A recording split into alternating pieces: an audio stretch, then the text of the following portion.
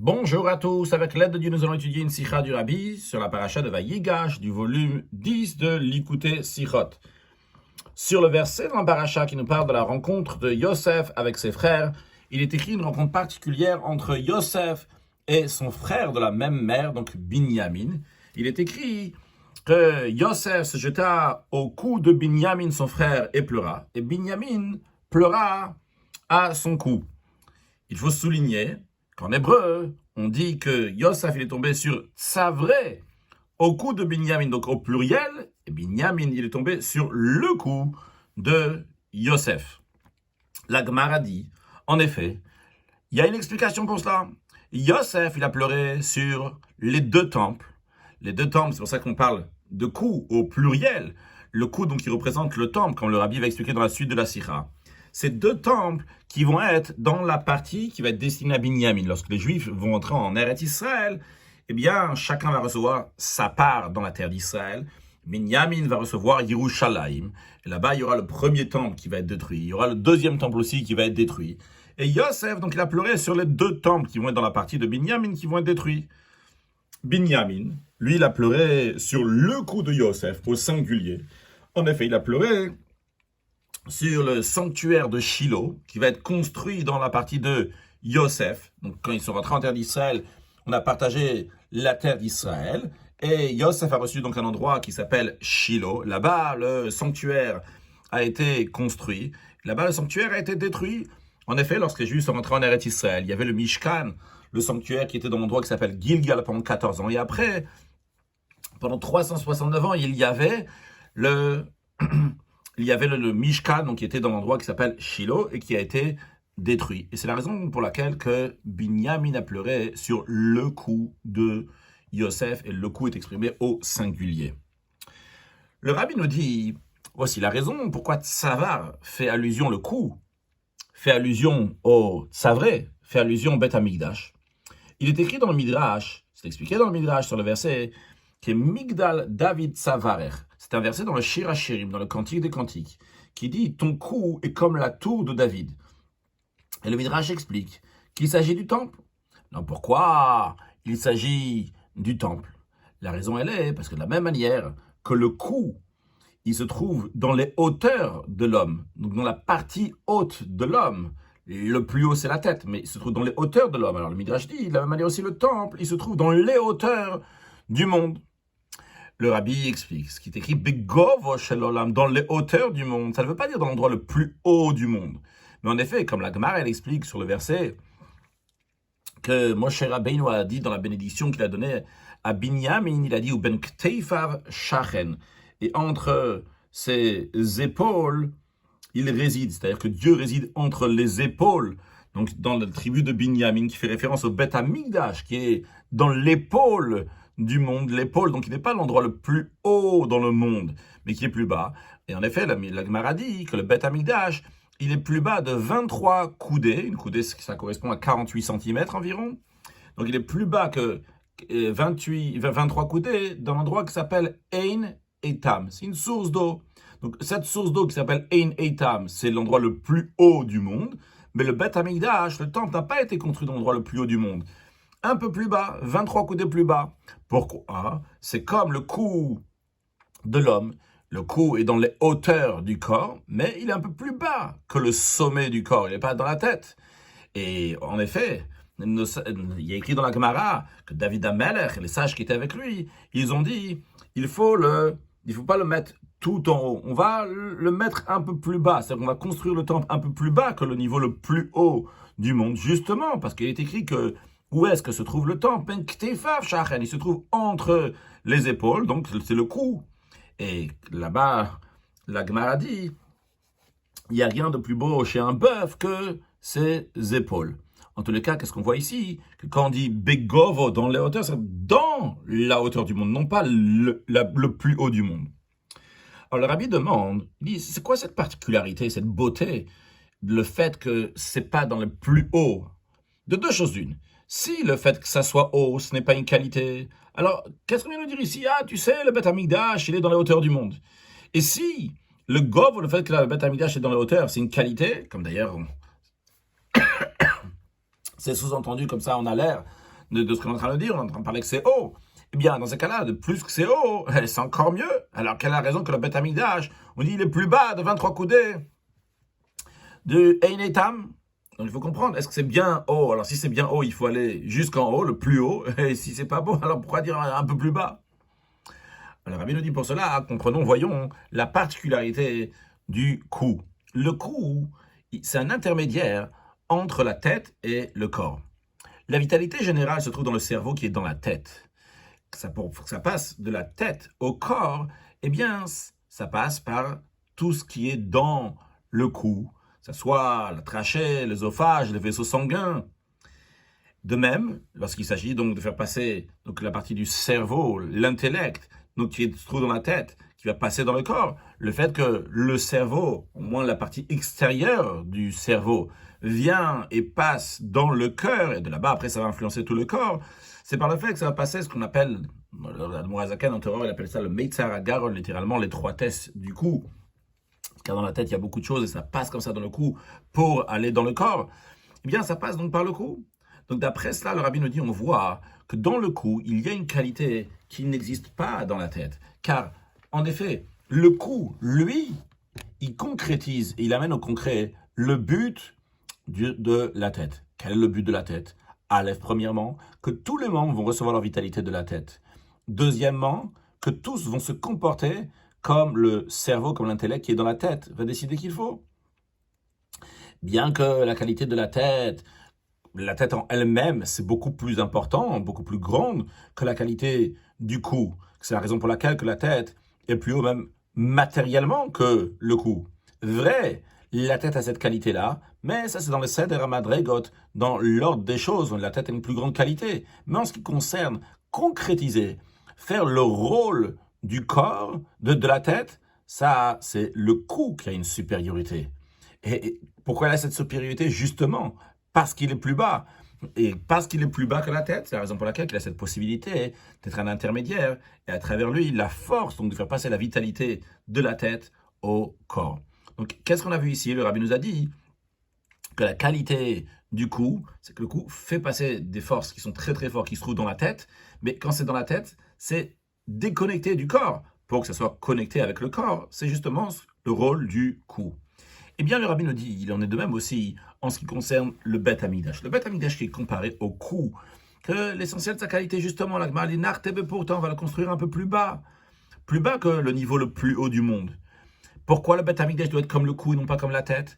Parce que le sujet du Beth Amikdash, ce que représente le Beth Amikdash, le temple, c'est à travers le temple, la lumière de Dieu va éclairer dans le monde entier, jusqu'à la partie la plus inférieure qui est dans le monde.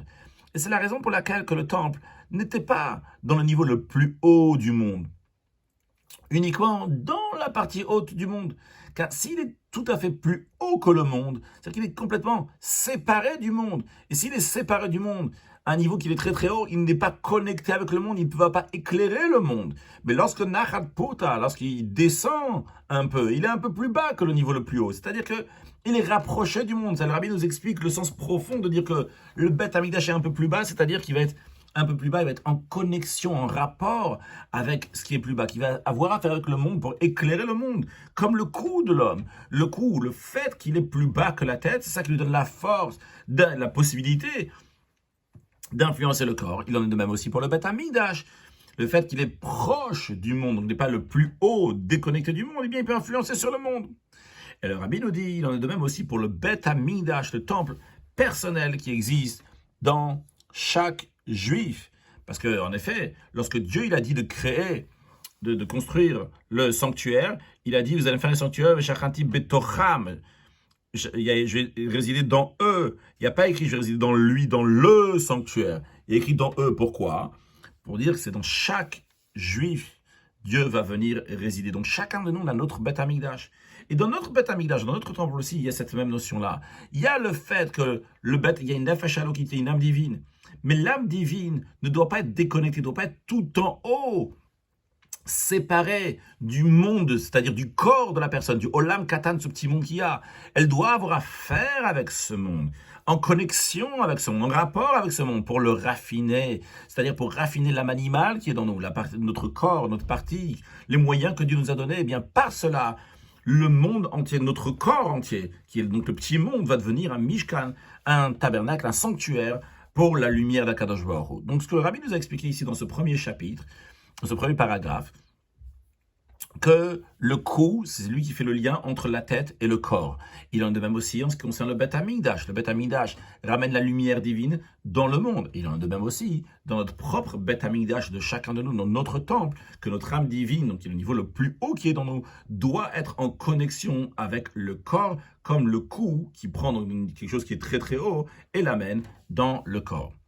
Dans Seif Bet, le Rabbi nous dit, basé sur cela, on va comprendre pourquoi, encore un point, pourquoi Yosef, il est tombé sur le cou de Binyamin, et pour pleurer, Binyamin a pleuré sur le cou, sur les coups de... et Binyamin a pleuré sur le cou de Yosef. Car a priori, on pourrait demander, pourquoi ils ont pleuré sur le cou du frère? Peut-être qu'il fallait pleurer sur la tête du frère. La tête, c'est la partie essentielle qui est dans la personne, non pas le cou. Basé sur ce qu'on a expliqué, on peut comprendre. Le but de Bnei Israël, c'est comme le sage disent, Ani lo nivret ila leshameshet koni, j'ai été créé uniquement pour servir mon Créateur, c'est-à-dire pour concrétiser l'intention de Dieu pour qu'il a créé le monde. C'est quoi le but, pourquoi Dieu a créé le monde? C'est d'avoir une dira betartonim, une demeure ici-bas. Et ça, comment on fait pour avoir cette demeure ici-bas, pour que Dieu va avoir cette demeure ici-bas? Ça dépend du travail des Bnei Israël, du peuple juif. Car, en effet, tout est entre les mains de Dieu, à l'exception de la crainte de Dieu. La crainte de Dieu qui est la base donc, du service de Dieu. C'est la source, c'est ça qui amène à toutes les racines, donc qui amène à tout le service d'Akadosh Baruch Hu. Mais ça, c'est entre les mains des Juifs, que eux vont faire cette demeure à Dieu, Betartonim, en étant ici bas, par le fait que chacun va raffiner son corps, son âme animale, la partie que Dieu lui a donnée dans le monde. Et c'est la raison pour laquelle que l'essentiel même par rapport à la tête, c'est pas la tête en elle-même, mais c'est le cou. Parce que la tête, en effet, elle a la force de faire des choses extraordinaires, mais c'est le cou qui concrétise cela. Et c'est la raison pour laquelle que Yosef et Binyamin, ils ont pleuré sur les coups l'un de l'autre, non pas sur la tête. Pourquoi? Le rabbin nous dit, premièrement, parce que sur la tête d'un juif, sur sa neshama qui est dans la tête, il n'y a pas de quoi pleurer. La neshama d'un juif, même au moment où elle faute, elle est encore fidèle à Kadosh Baruch, elle est toujours attachée à Dieu quand il arrive. Donc il n'y a pas de quoi pleurer sur la tête, sur la neshama d'un juif. Bête, deuxièmement, le rabbin nous dit, le but d'un juif, ce n'est pas dans sa tête, ce n'est pas dans le travail de la neshama en elle-même, mais c'est dans le travail du cou, le cou qui va influencer le corps, qui va influencer l'âme animale, la partie dans le monde, comme on l'a dit avant. Donc c'est Yves Bête, le rabbin nous a dit, on comprend donc, vu que l'essentiel, c'est le cou, c'est la raison pour laquelle, que quand est-ce, sur quoi ils ont pleuré? Ils n'ont pas pleuré sur la tête, mais ils ont pleuré sur le cou, car le cou, en effet, c'est lui qui fait le travail, qui concrétise la volonté d'Akadosh Baruch Hu dans le monde. Mais le rabbi demande, c'est Gimel, mais il faut comprendre, pourquoi Yosef, il a pleuré sur le Beth Amikdash qui est dans la partie de Binyamin, et Binyamin a pleuré sur le Mishkan, sur le sanctuaire qui est dans la partie de Yosef. A priori, au contraire, chacun devrait pleurer sur son propre Beth Amikdash. Yosef devrait pleurer sur son Mishkan qui va être détruit, et Binyamin sur son Beth Amikdash qui va être détruit. Et comme il est dit que Adam Karovet, que quelqu'un, un homme, il est proche de lui-même, ça fait attention à lui-même, il est proche de lui-même, il a plus de peine pour les choses qui arrivent à lui-même. Donc, il devrait plutôt pleurer pour ses propres choses. Et dans la parenthèse, le Rabbi rajoute, même en ce qui concerne la mitzvah de Ahavat Israël, d'aimer son prochain comme soi-même, et même, c'est ce qui est exprimé dans la Chassidut, en ce qui concerne la qualité et la quantité de cet amour de Ahavat Israël qu'il doit y avoir. Mais finalement, cet amour-là, c'est y arriver à Kamora. Tu vas aimer ton prochain comme toi-même, avec un chaf, qui veut dire comme toi-même. Donc pas toi-même, c'est pas comme la personne elle-même. Et d'ailleurs, comme l'Admour Azaken explique dans le Tanya, dans la partie qui s'appelle Igeret HaKodesh, dans une des lettres dans laquelle il parle longuement combien il faut donner de la tzedaka, et c'est le chesed, c'est l'attribut d'un caractère de bonté, etc. Il y a tel qu'au moment que si, et bien qu'il est en train de dire qu'il faut donner énormément de tzedaka, il dit, là-bas, il ramène quand même que si dans un cas où quelqu'un, il a seulement une cruche d'eau, et c'est lui qui la boit, et il va rester en vie, ou bien c'est l'autre qui la boit, et dans ces cas-là, lui, il va mourir, et bien dans ces cas-là, Chayak HaKodmin, ta vie, elle passe avant, et donc c'est toi qui vas boire cette cruche d'eau. Le rabbi veut dire, en tous les cas, il est sûr, c'est évident, il est certain, que chacun, son propre Beth Amikdash, et plus important, le touche plus à cœur. Donc, il fallait pleurer d'abord sur sa propre destruction de son Beth Amikdash. Et pourtant, on voit que ce n'est pas le cas. Yosef, il a pleuré sur la destruction qu'il va y avoir chez Binyamin. Et Binyamin, il a pleuré sur la destruction qu'il va y avoir chez Yosef. Encore une question, le rabbi nous dit. Sur le verset, Vayipol al tzavarav, vayev kal tzavarav od. Sur le verset qui dit que Yosef, il est tombé sur le cou de Yaakov. Et après, il y a écrit qu'il a pleuré sur son cou encore. Il y a écrit dans le Zohar que Yosef, il a pleuré sur le temple qui a été détruit. Et le Zohar, il explique, basé sur ça, pour écrire Vayev kal tzavarav od. C'est-à-dire qu'il a pleuré encore. Il a pleuré aussi sur la dernière exil qu'il va y avoir, jusqu'à la dernière des exils. En tous les cas, on voit que Yosef, il a pleuré sur la destruction du temple lorsqu'il a été en contact avec son père et Yaakov, après qu'il n'a pas vu pendant 22 ans. Mais il faut s'étonner, pourquoi il y a seulement Yosef qui a pleuré sur la destruction du temple? Pourquoi pas Yaakov? Yaakov aussi aurait dû pleurer sur la destruction du temple. Alors vrai, Rashi dit au nom de Rabbeinu, de nos maîtres, que Yaakov, il est en train de lire le schéma. Le rabbi dit c'est une bonne réponse, évidemment, dans le sens simple du verset, mais d'après le Zohar, a priori, c'est pas une bonne réponse. D'après l'explication Vayipol al tzavarav kipshuto, lorsqu'on dit dans le sens simple du verset qu'il est tombé sur son cou, et qu'on dit que il a, dans le sens simple, il y avait écrit qu'il pleure pour la destruction. Il y a écrit justement là, il pleure, ils ne sont pas vus pendant des années. Et on dit que Yaakov, pourquoi il n'est pas tombé sur le cou de son fils Yosef, qu'il n'a pas vu depuis 22 ans, pourquoi il n'a pas embrassé? Parce qu'il était en train de lire le schéma. Dans le sens simple du verset, on est en train de souligner ici la grandeur du service de Dieu de Yaakov. C'est extraordinaire. Même au moment où il voit son fils pour la première fois, après pendant des années, il n'a pas vu son fils et il pensait qu'il n'était plus en vie. Quand même, Yaakov n'a pas arrêté la lecture du schéma. Encore plus que ça, cette grande joie de Yaakov de retrouver son fils ne l'a pas dérangé de se concentrer dans la lecture du premier verset de schéma qui a besoin d'une concentration comme il le doit. Donc dans le sens simple, on comprend pourquoi Yaakov n'a pas tombé sur le cou de son fils Yosef, il n'a pas pleuré, d'après le sens simple, mais d'après le Zohar qui dit que ces pleurs-là de Yosef, quand il a rencontré son père, c'était sur la destruction du temple. Comment est-ce possible que Yaakov Avinu, il n'a pas eu un sentiment, il n'a pas été dérangé par la destruction du temple? Comment à ce moment-là il peut lire Shema Bekavana tranquillement, comme si de rien n'était? Il y a ici un temple qui est en train de détruire Yaakov, il n'est pas dérangé. Alors pour répondre à ces questions, les deux questions qu'on a vues ici dans Seif Gimel, premièrement, pourquoi Yosef il pleure sur la destruction de Binyamin et Binyamin sur celle de Yosef? Et deuxièmement, pourquoi Yaakov ne pleure pas sur la destruction du temple? Le rabbi nous dit, la notion de pleurer, dans le sens simple, quelqu'un qui pleure pour des sujets du monde, quel est le but de cela? À quoi ça sert? Qu'est-ce qui peut en sortir de ça? C'est pour soulager celui qui pleure. En effet, lorsque quelqu'un y pleure, parce que quelque chose le dérange, ça n'apporte aucune solution à pourquoi il pleure. Mais ces pleurs vont faire qu'il va se sentir mieux maintenant. Lui, il va se sentir mieux. Dans l'esprit de ce qui est écrit dans le verset, le roi David dit, mais l'arme était du pain, comme le commentaire de Rashi explique. C'est-à-dire que lorsque quelqu'un il est triste, il pleure pour quelque chose, eh bien, ces larmes-là le rassasient comme si il mangeait du pain. Donc, lui, il se sent mieux, il est apaisé le fait d'avoir pleuré. La situation n'a pas changé. Le rabbi dit, on comprend de là que si la personne elle a la possibilité d'arranger la situation, alors dans ces cas-là, il est hors de question qu'il va s'apaiser en pleurant. Qu'est-ce que tu pleures? Il faut avancer, il faut arranger la situation. C'est la raison pour laquelle, lorsque quelqu'un, basé sur ça, le rabbi nous dit, c'est la raison pour laquelle, lorsque quelqu'un voit que le Beth Amikdash, le temple de son ami, est en train de se détruire, alors qu'est-ce qu'il peut faire pour son ami? Il partage la souffrance de son ami, il pleure pour le temple de son ami. Mais qui est-ce qui peut arranger, qui est-ce qui peut reconstruire le temple de son ami? C'est pas lui, c'est pas celui qui est en train de pleurer, c'est son ami à qui il a son temple qui est en train de détruire. Vrai que chacun est obligé d'aider son ami. Comment il peut l'aider? Premièrement, par le fait qu'il va le réprimander, évidemment, de manière agréable, gentiment. Deuxièmement, par le fait qu'il va éveiller miséricorde sur lui, il va prier pour lui. Mais tout ça, c'est beau et bien, c'est ce qu'on peut faire pour l'ami. Mais concrètement, pour que la construction du temple de l'ami va se faire, c'est en annulant les fautes à cause desquelles le temple a été détruit. Parce que l'ami, il est aussi un Baal Bechira, il a le libre arbitre, et c'est à lui de choisir et de prendre le droit chemin. Et par cela, son temple va se reconstruire.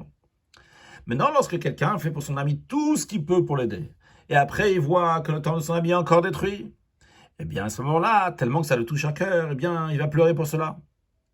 Donc ça, c'est lorsqu'on parle du temple de l'ami. D'une autre personne. Quand c'est celui de l'autre personne, tu peux pleurer. Parce que tu fais tout ce que tu peux, mais c'est pas ton temple, tu peux pas toi-même le construire. Et quand tu vois que tout ce que tu as fait, ça n'a pas marché, eh bien tu vas pleurer pour l'autre. Mais lorsque quelqu'un voit que son temple à lui, son bête amigdash personnel, est en train d'être détruit, alors il ne peut pas se contenter avec un soupir.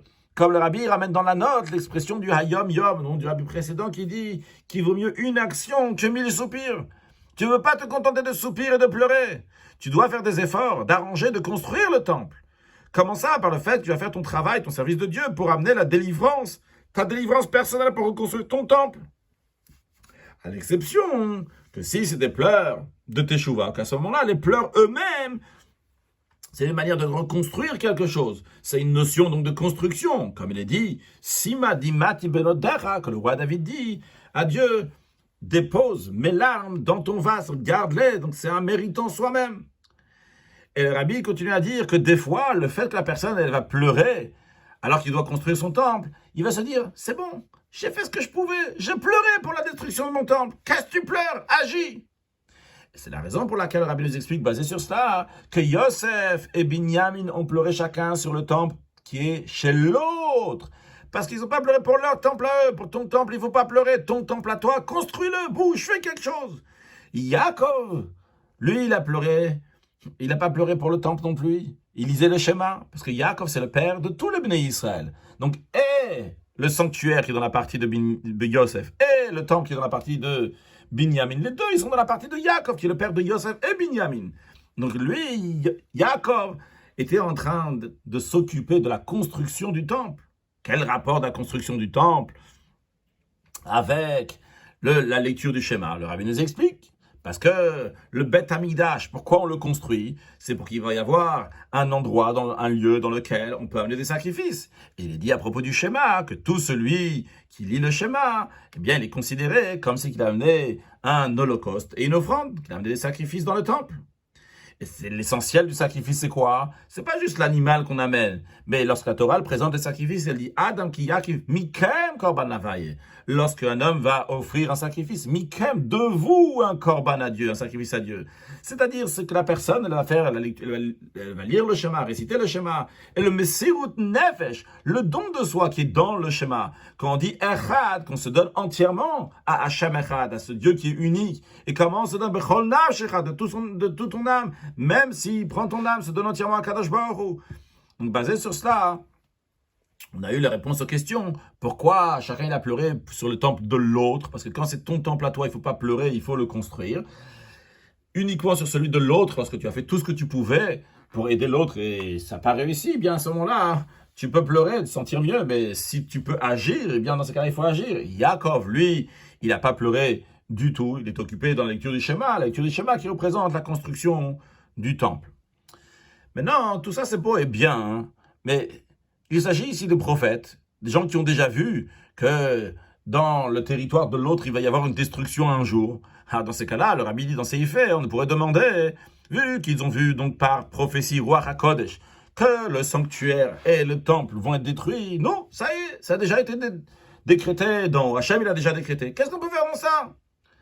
Eh bien non, c'est pas une question, le rabbi nous dit. Parce que nos sages disent que même si quelqu'un a une épée aiguisée qui est posée sur son cou, eh bien, il ne doit pas s'empêcher de demander miséricorde à Dieu. Tout peut arriver, tout peut se changer.